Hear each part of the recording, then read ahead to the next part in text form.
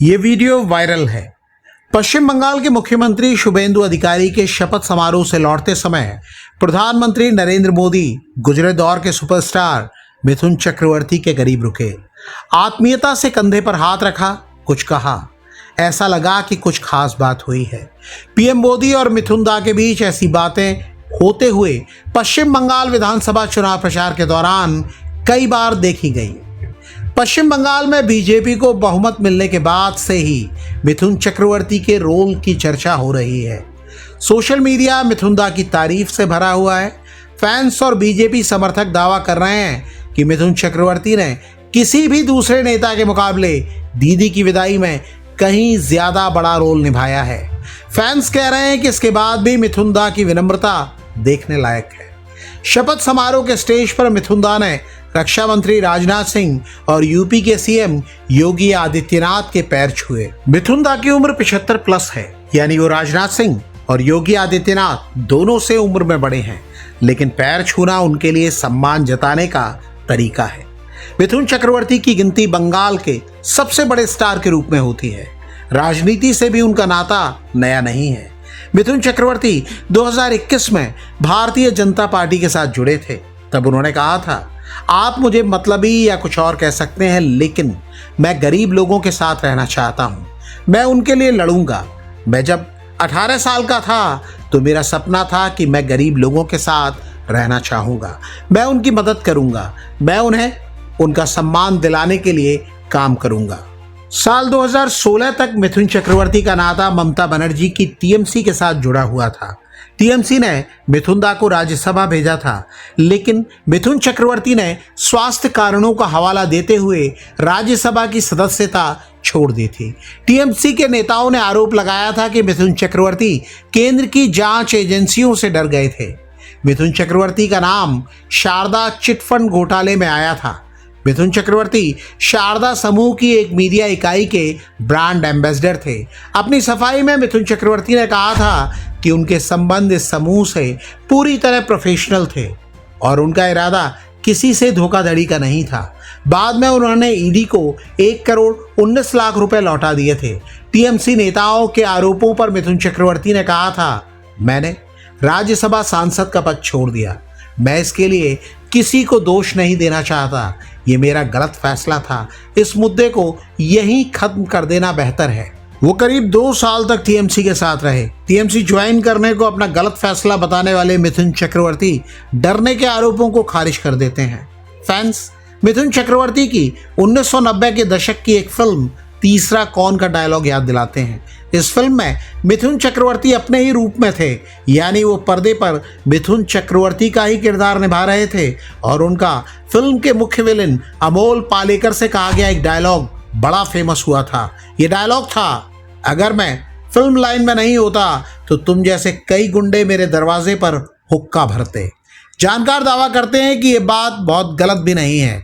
मिथुन चक्रवर्ती के करियर पर नजर रखने वाले याद दिलाते हैं कि छात्र जीवन में उनका अंदाज कुछ अलग ही था। एनडीटीवी की एक रिपोर्ट के मुताबिक मिथुन चक्रवर्ती जब कॉलेज में पढ़ते थे तब दूसरे युवाओं की तरह वो नक्सल आंदोलन में शामिल हो गए थे। रिपोर्ट में दावा किया गया है कि नक्सलियों के उग्र नेता चारू मजूमदार से उनके करीबी संबंध थे। कुख्यात नक्सली रवि रंजन के भी वो काफी करीबी थे। ये रिपोर्ट बताती है कि एक नक्सली अभियान के दौरान उनके बड़े भाई की करंट लगने से मौत हो गई। इस हादसे के बाद पिता ने मिथुन को कोलकाता छोड़ने को कहा। रिपोर्ट के मुताबिक तब पश्चिम बंगाल में नक्सलियों पर पुलिस की सख्ती शुरू हो चुकी थी। मिथुन चक्रवर्ती अंडरग्राउंड हो गए, महीनों तक छिपते रहे, परिवार संभालने के लिए आंदोलन छोड़ दिया और पुणे जाकर FTII में एक्टिंग कोर्स किया। मिथुन चक्रवर्ती को फिल्मों में नाम बनाने के लिए बड़ा संघर्ष करना पड़ा, लेकिन कामयाबी मिली तो वो अमिताभ बच्चन तक को टक्कर देने लगे। डिस्को डांसर और प्यार झुकता नहीं जैसी फिल्मों से उन्होंने बॉक्स ऑफिस पर कामयाबी का नया इतिहास रच दिया। बॉलीवुड में उनके पहले पश्चिम बंगाल से निकले किसी भी एक्टर ने ऐसी कामयाबी हासिल नहीं की थी।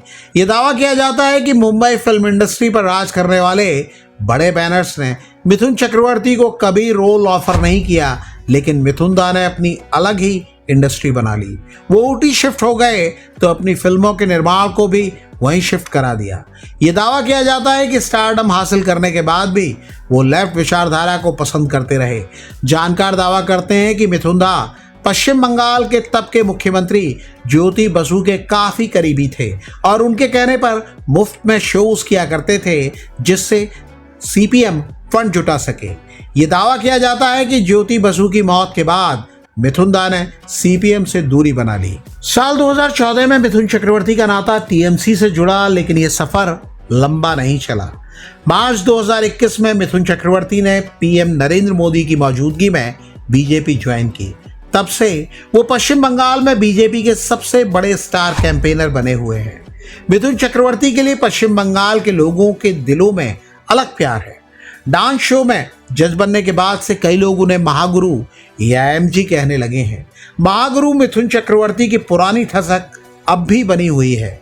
2026 विधानसभा चुनाव के प्रचार के दौरान मिथुन चक्रवर्ती ने गली गली और गांव-गांव में बीजेपी के लिए वोट मांगे।